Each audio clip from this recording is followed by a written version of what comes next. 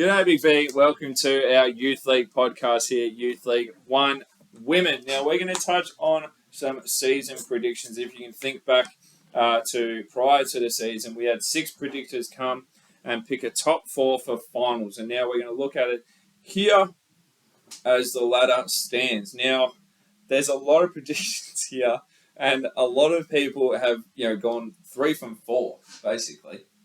Yeah, some really impressive predictions here, and maybe that was sort of expected. This Youth League 1 women's competition, maybe people anticipated that, yes, the good teams from last year, the strong teams from last year will remain strong, and the rebuilding sort of teams will continue to rebuild, and they're not quite ready to make that jump. But we look at the top of the table there, and we've got Eltham in still undefeated. Had a couple of opportunities where they've almost been pipped, but had a really good season. They're undefeated on top. Bulleen on a bit of a streak, sitting in second place.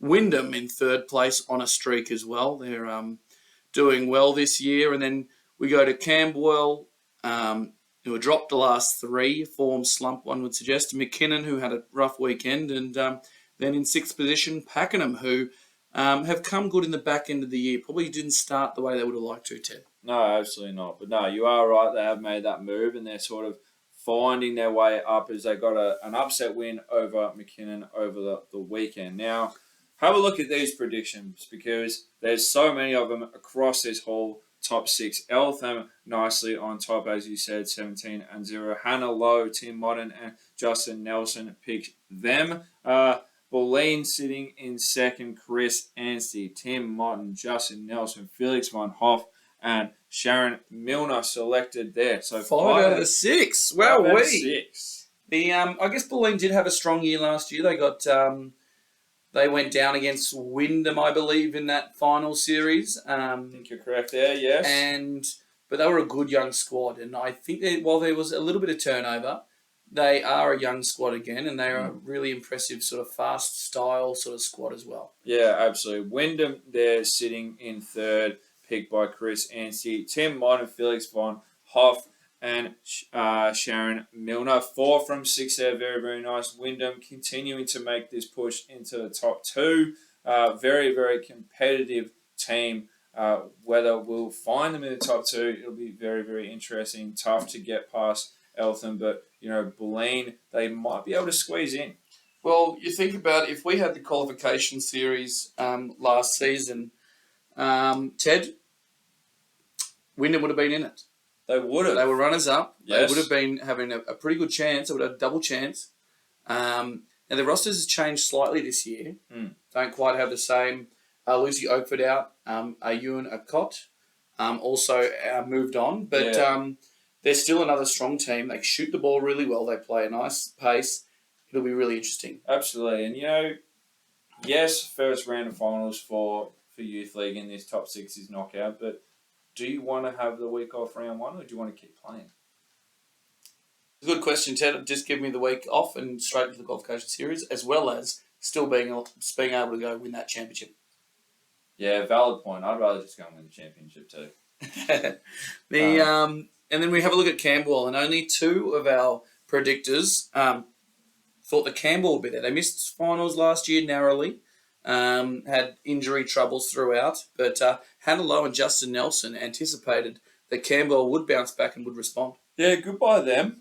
Camberwell, very, very strong this year. They had the Twin Towers, who were dominant at the very start of the year. They then came across Eltham in that double header. As well as Pakenham.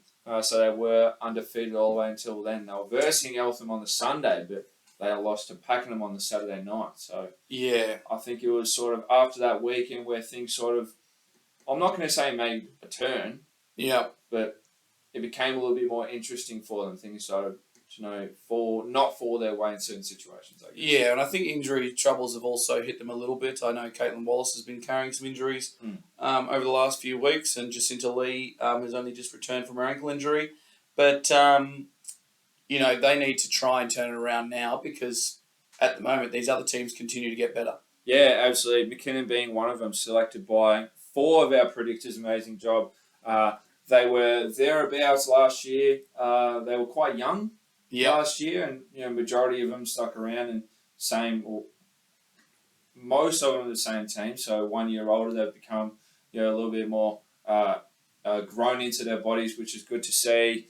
So they are continuing to make that push into the finals. Hopefully they can hold themselves in there, as well as Pakenham, who did get the win over them on the weekend, selected by Felix von Hoff and Sharon Milner.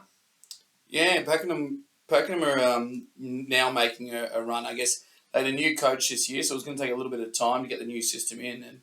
And they've won 4 of the last 5, and they're really making a strong push to try and move further up that ladder. Yeah, absolutely. Looking at these predictions as we round up, pretty much everyone selected all of these teams. So you look towards the bottom half of this ladder, and you see Sunbury was picked by Hannah Lowe. Tim Mon selected Geelong United, as did Chris Ansey. So you could say there are a little anomalies there, but majority of these picks were in the top 6. So our predictors did a staggering job here. Yeah, they certainly did, Ted, and they